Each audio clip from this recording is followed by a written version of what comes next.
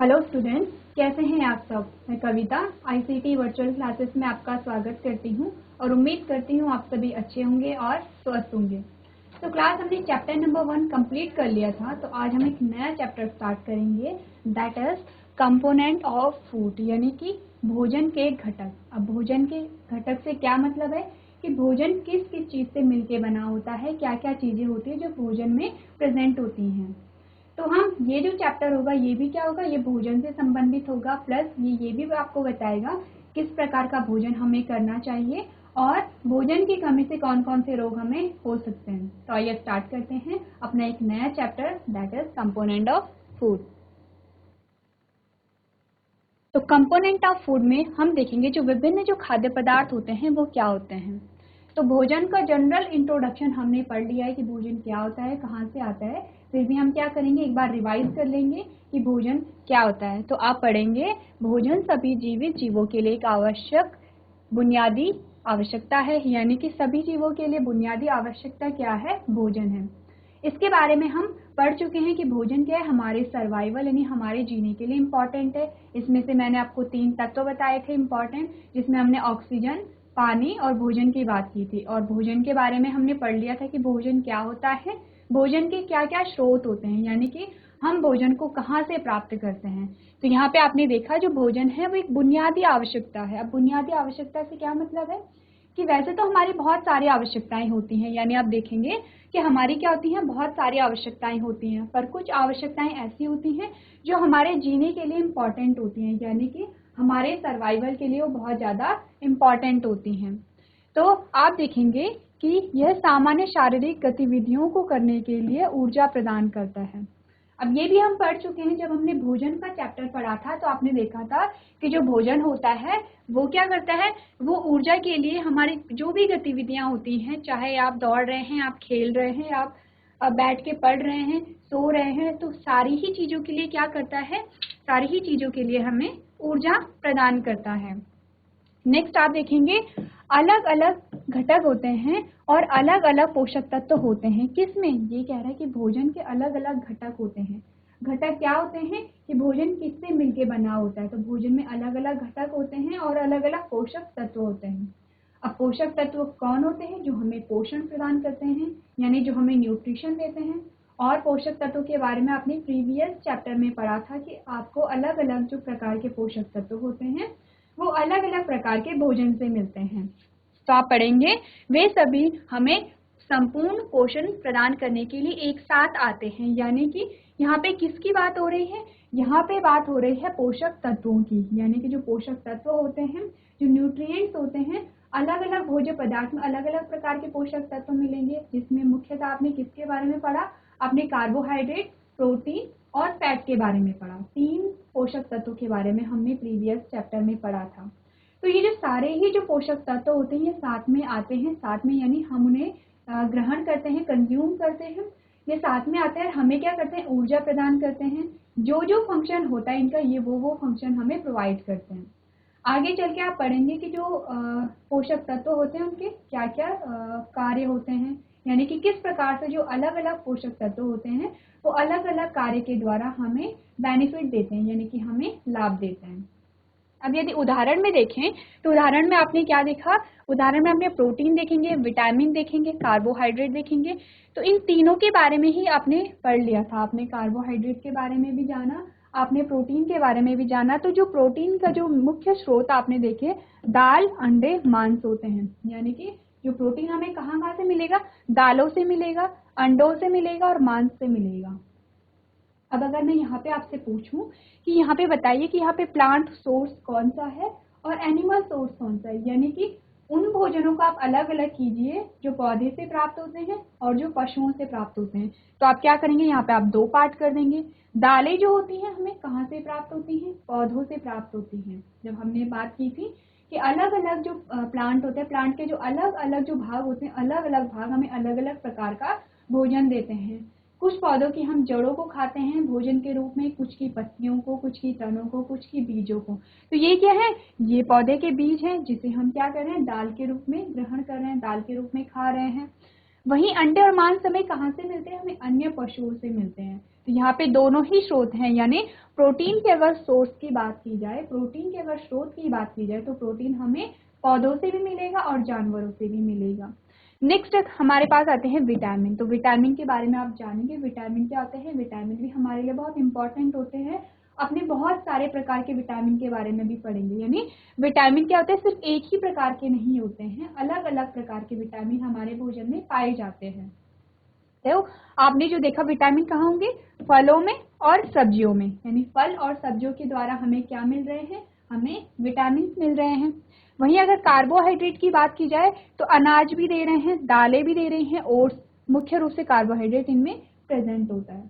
तो यहाँ पे आपको क्या बताया जा रहा है? ये सारे ही क्या है? पोषक तत्व हैं। पोषक तत्वों को मैंने आपको बताया था, पोषक तत्व वे तत्व होते हैं जो हमें पोषण प्रदान करते हैं। अब पोषण से क्या मतलब है? पोषण से आपको बताया गया था कि जब भी हमारे शरीर की वृद्धि और विकास, जिस भी तत्व से हमारे शरीर की क्या हो रही है? वृद्धि भी हो रही है और विकास भी हो रहा है। यानी यहाँ पे क्या है? दो शब्द आए यहाँ पे, एक तो वृद्धि आया और एक क्या आया? विकास आया।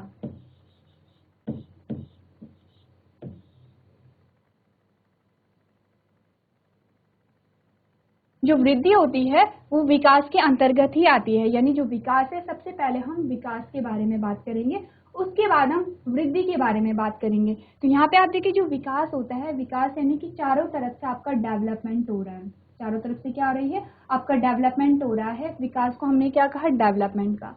अब इसमें क्या आते हैं? शारीरिक भी आता है।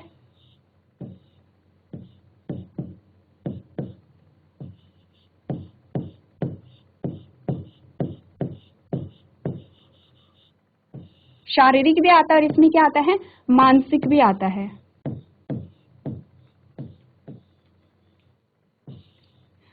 क्या आता है? विकास क्या है? शारीरिक भी है और मानसिक भी है। जब हम शारीरिक की बात करेंगे तो हम किसकी बात करेंगे? वृद्धि की बात करेंगे। और जब हम मानसिक की बात करेंगे तो हम किसकी करेंगे? अपने ब्रेन की बात करेंगे। यानी यहाँ पे बुद्धि का विकास हो रहा है। यहाँ पे क्या हो रहा है? बुद्धि का विकास। शारीरिक विकास में हमने क्या पढ़ा था? हमने कहा था कि शरीर का क्या हो रहा है? डेवलपमेंट हो रहा है, यानी कि आपका जो शरीर का जो आकार है वो बढ़ रहा है। नेक्स्ट हमने कहा मानसिक में क्या हो रहा है? कि हमारी बुद्धि बढ़ रही है। जैसे जैसे आप नई कक्षाओं में चले गए, जैसे जैसे आप नई कक्षाओं की तरफ बढ़े, तो क्या हुआ?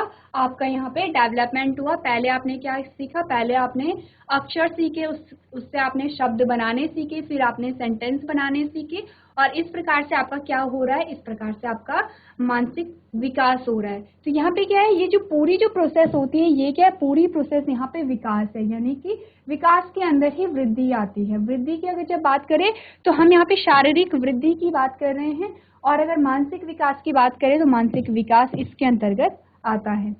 तो यहाँ पे नेक्स्ट जो हम पढ़ेंगे, हम वसा के बारे में यहाँ पे पढ़ेंगे कि जो तेल होता है, घी होता है, मक्खन, पनीर, और जो सुअर का मांस हो या चॉकलेट हो, इन सब में क्या पाई जाती है? इन सभी में वसा पाई जाती है। तो आपको यहाँ पे 4 पोषक तत्व मिल गए। सबसे पहला आपको मिला प्रोटीन, दूसरा आपको मिला विटामिन, और तीसरा आपको मिला कौन सा? कार्बोहाइड्रेट, चौथा आपको क्या मिला? वसा मिला। ऐसे ही आप और भी चीजों के बारे में पढ़ेंगे, जैसे खनिज लवण के बारे में भी आप पढ़ेंगे।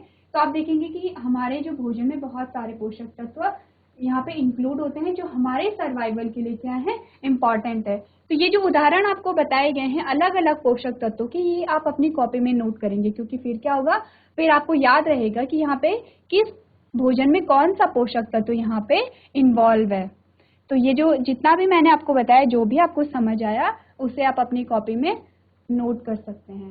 चलिए, इसके बाद जो हमारे पास नेक्स्ट टॉपिक आता है, वो आता है स्वस्थ भोजन के घटक। यानी अब जो भोजन है, जो जिसे हम कहते हैं स्वस्थ भोजन या फिर संतुलित आहार भी हम कहते हैं, उसमें कौन कौन से क्या आते हैं? कौन कौन से भोजन के घटक होते हैं?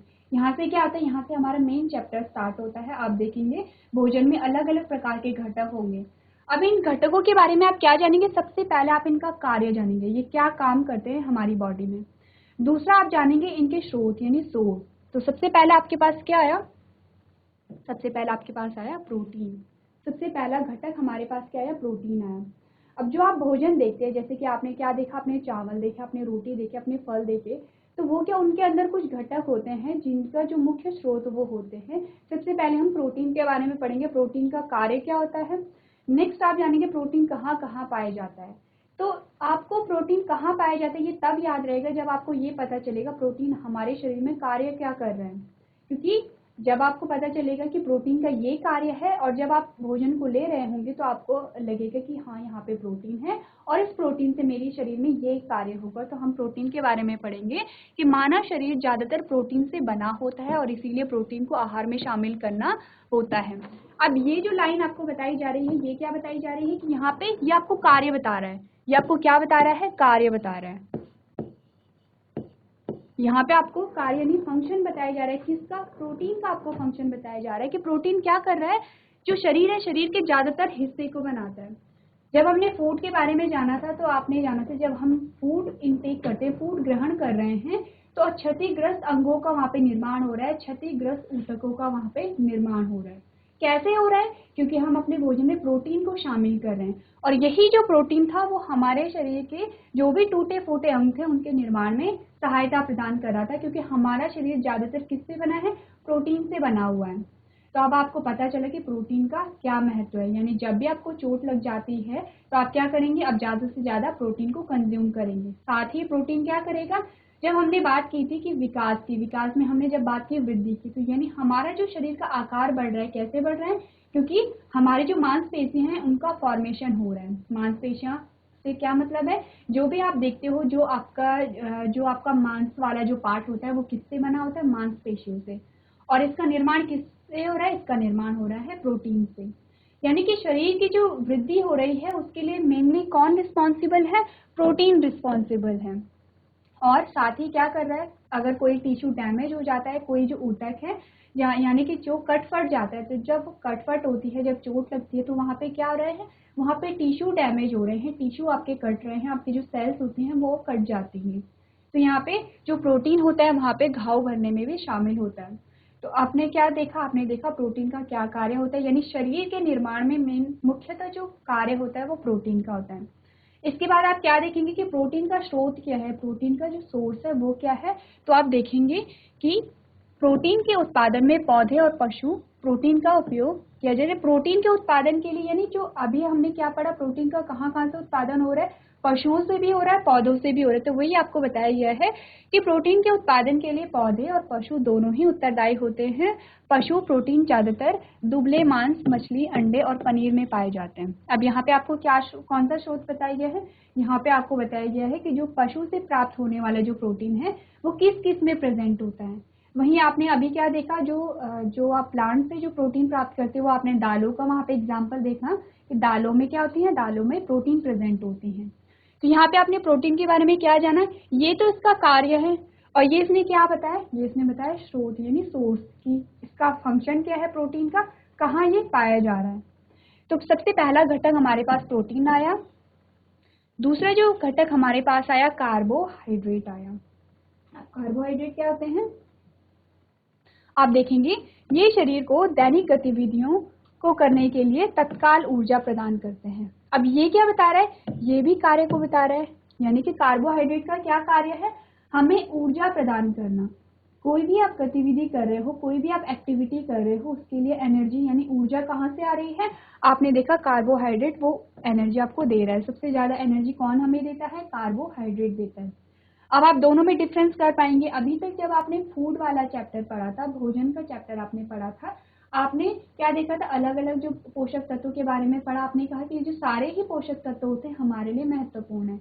अब किस प्रकार से महत्वपूर्ण है वो आप अभी पढ़ रहे हैं। अब आपको प्रोटीन और कार्बोहाइड्रेट में क्या डिफरेंस पता चल गया कि दोनों में क्या क्या भिन्नताएं हैं। प्रोटीन हमारे शरीर के निर्माण के लिए इम्पोर्टेंट है, वहीं कार्बोहाइड्रेट जो दैनिक जीवन में जितनी भी क्रियाएं हम कर रहे हैं उसके लिए हमें क्या दे रहा है? एनर्जी दे रहा है, ऊर्जा दे रहा है। अब हम देखेंगे कि इनका जो स्रोत है वो क्या है। इन पोषक तत्वों का बड़ा हिस्सा गेहूं, चावल, मक्का, आलू, मटर, बीन्स और फलों जैसे पौधों में पाया जाता है। अब आप देखेंगे कार्बोहाइड्रेट का जो मुख्य जो स्रोत है वो है पौधों से प्राप्त होने वाला भोजन। जितना भी यहाँ पे आपने एग्जाम्पल देखा, आपने क्या देखा कि जो पौधों से प्राप्त होने वाले जो भोजन होते हैं वही कार्बोहाइड्रेट का मुख्य स्रोत है। अब आपको ये भी समझ आ रहा होगा कि जो भी भोजन हम अपने घर में खाते हैं, हम अपने घर में क्या खाते हैं? दाल चावल खाते हैं, रोटी सब्जी खाते हैं, फल खाते हैं। यही जो चीजें होती हैं ये क्या है? ऊर्जा का मुख्य स्रोत है। यानी कि यदि आपको ज़्यादा ऊर्जा चाहिए, आपको क्या एक्टिव रहना है, आप अपने हर एक काम को टाइमली करना चाहते हैं, आप बीमार नहीं होना चाहते, तो आपको कैसा भोजन करना चाहिए? जो हमें हमारे घर में मिलता है, यानी कि जो प्लांट से हमें मिल रहा है यहाँ पे, या फिर जो कि हमें एनिमल से मिल रहा है जिससे कि हमें प्रोटीन मिल रही है। तो आपने ये भी जाना कि जो प्रोटीन और कार्बोहाइड्रेट है उसके क्या स्रोत हैं और उसके क्या कार्य हैं। आपने ये भी जाना कि ये जो जितने भी आपको फूड यानी भोजन के एग्जाम्पल दिए गए हैं, इनका क्या क्या महत्व है। तो आपके पास यहाँ पे एक इमेज है, इमेज में आपको एक टेबल दी गई है, यहाँ पे अलग अलग क्या है, भोज्य पदार्थ हैं। इसमें से आपको बताएगी कि जो कार्बोहाइड्रेट है वो किस किस में पाया जाता है। जैसे कि आपने पंपकिन का एग्जाम्पल देखा, कैरेट का एग्जाम्पल देखा, राइस का देखा, वैसे ही आपके पास बहुत सारे यहाँ पे क्या है, फूड है जिसमें आपको बताया गया है कि जो कार्बोहाइड्रेट का क्या स्रोत है।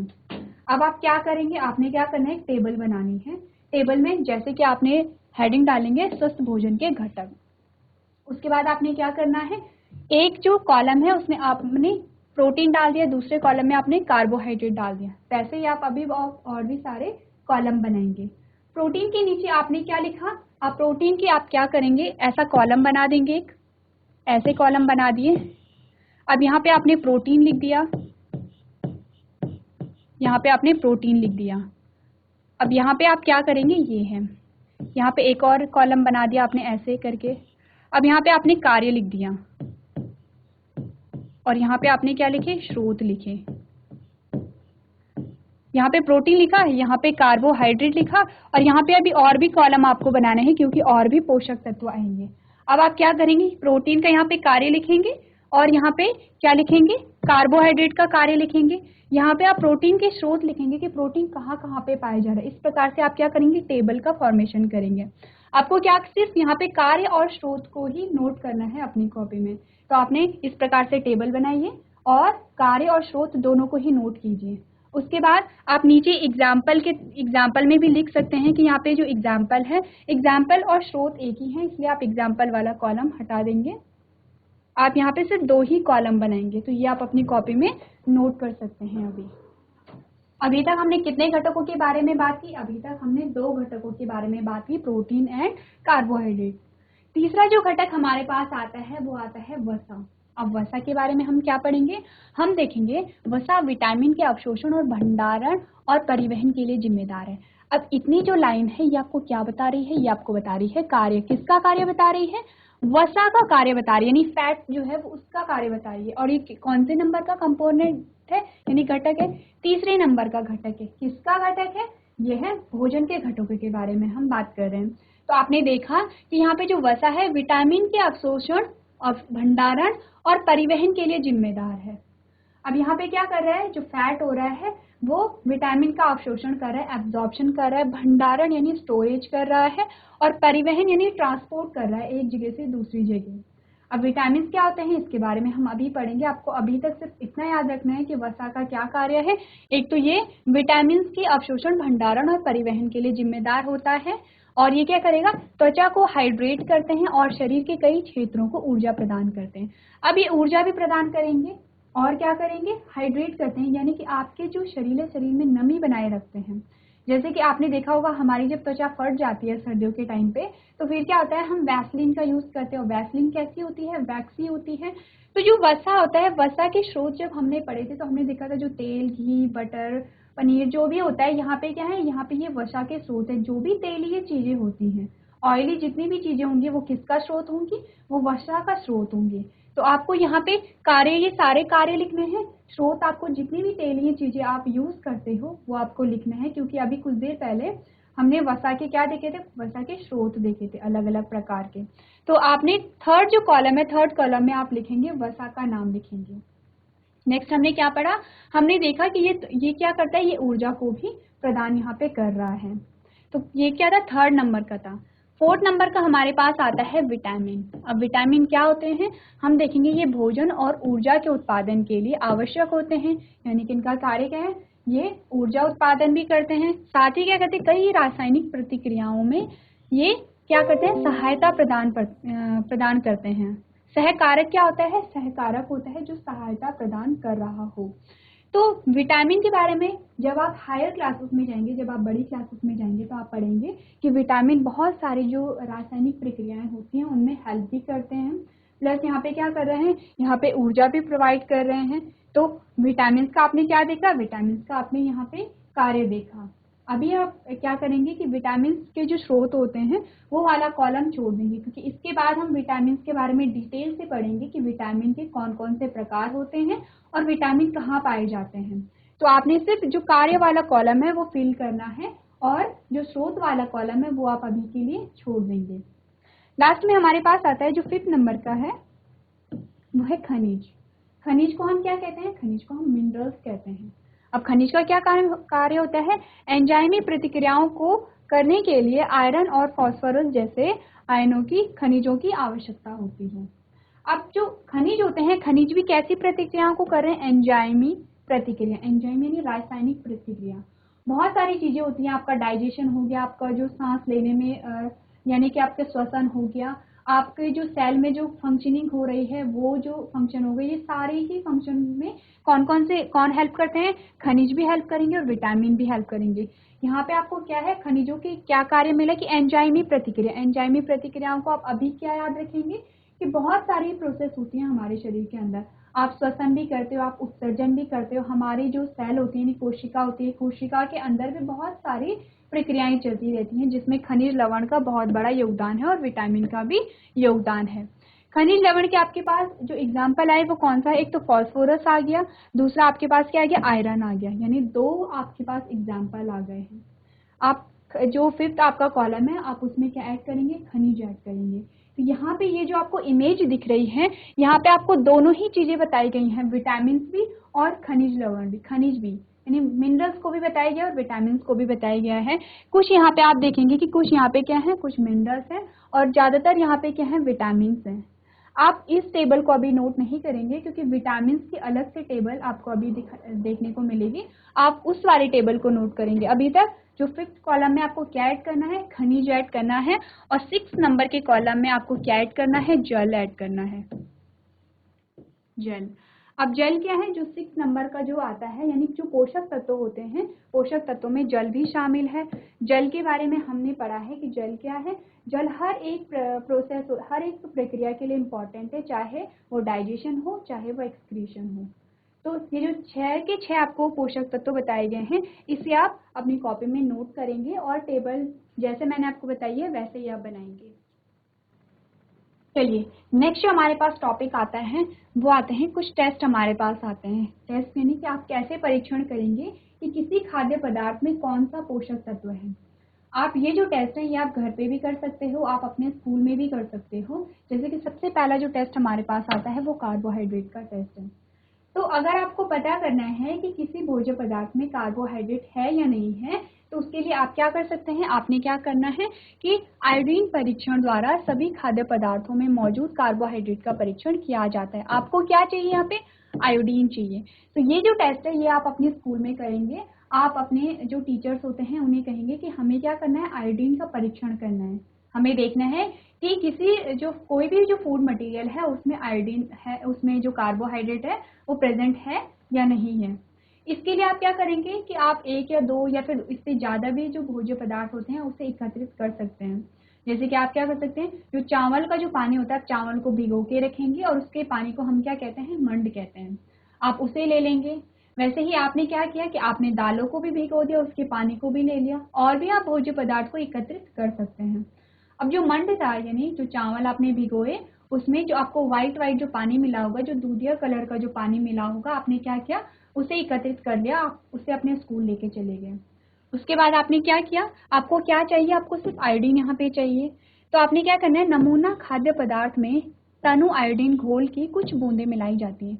अब जो आप घर से लेके आए हो, जो मंड आप लेके आए हो, उसमें आपने कुछ बूंदें किसकी मिला दी, आयोडीन की मिला दी। जब आपने आयोडीन की मिलाई तो आपने क्या देखा, यदि रंग भूरे से नीले काले रंग में बदल जाता है, यानी जो भी आपके पास था उसका रंग यदि नीले काले रंग में बदल जाता है तो स्टार्च की उपस्थिति की पुष्टि हो जाती है। स्टार्च यानी कि कार्बोहाइड्रेट की ही यहाँ पे बात हो रही है। तो आपको सिर्फ यहाँ पे क्या चाहिए, आपको मंड चाहिए और आयोडीन चाहिए।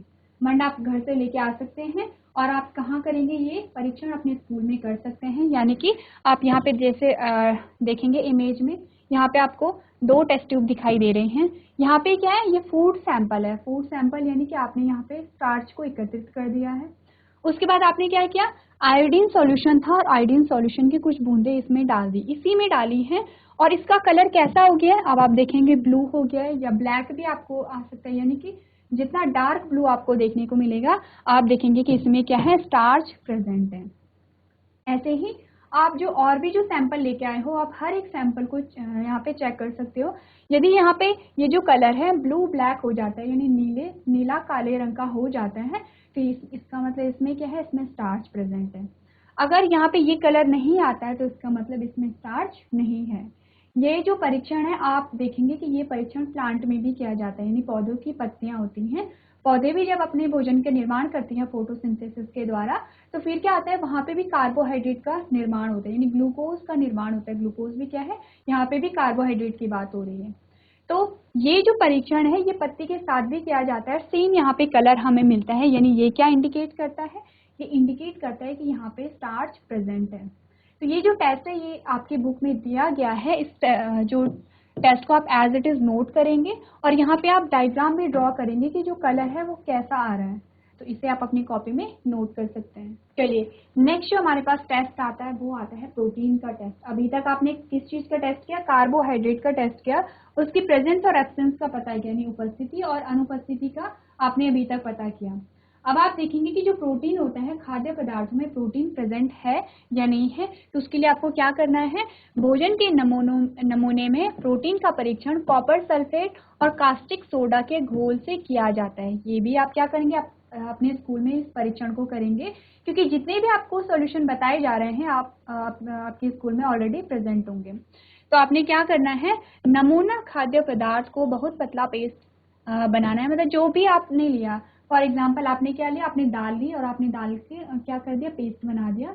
और उसके बाद आपने क्या किया, और उसमें उपरोक्त घोल मिलाया जाता है। कौन सा घोल मिलाया जाता है, यहाँ पे कॉपर सल्फेट और कास्टिक सोडा के घोल मिलाए, यानी कॉपर सल्फेट और कास्टिक सोडा को मिक्स करके उसका घोल मिलाया जाता है। किसमें, जो भी आपने फूड लिया, आपने उसका पेस्ट बनाया, यानी आपने दाल का क्या किया, पेस्ट बनाया। पेस्ट यानी आपने दाल को बारीक से पीस लिया और उसका छोटा सा बहुत कम जो अमाउंट है वो आप क्या स्कूल लेके आए, उसमें आपने इस घोल को मिला दिया। कौन से घोल को, caustic soda plus copper sulphate के घोल को मिला दिया।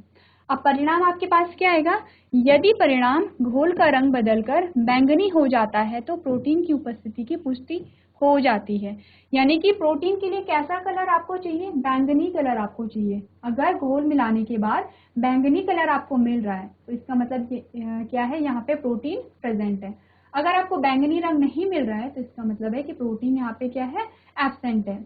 वहीं अगर कार्बोहाइड्रेट की बात की जाए तो हम किस कलर की बात कर रहे थे, हम कर रहे थे वहां पे नीले से आपको काला कलर देखने को मिलता है। और प्रोटीन में आपने क्या देखा, प्रोटीन में आपने देखा जो कलर है वो बैंगनी है। साथ ही आपने क्या देखना है, दोनों में डिफरेंस क्या है, दोनों टेस्टों में डिफरेंस ये है कि वहां पे आप किस चीज का यूज कर रहे थे, आयोडीन का यूज कर रहे थे। कार्बोहाइड्रेट के टेस्ट के लिए आपने आयोडीन का यूज करना है, और प्रोटीन के टेस्ट के लिए आपने क्या करना है, कास्टिक सोडा और कॉपर सल्फेट के घोल का यूज करना है।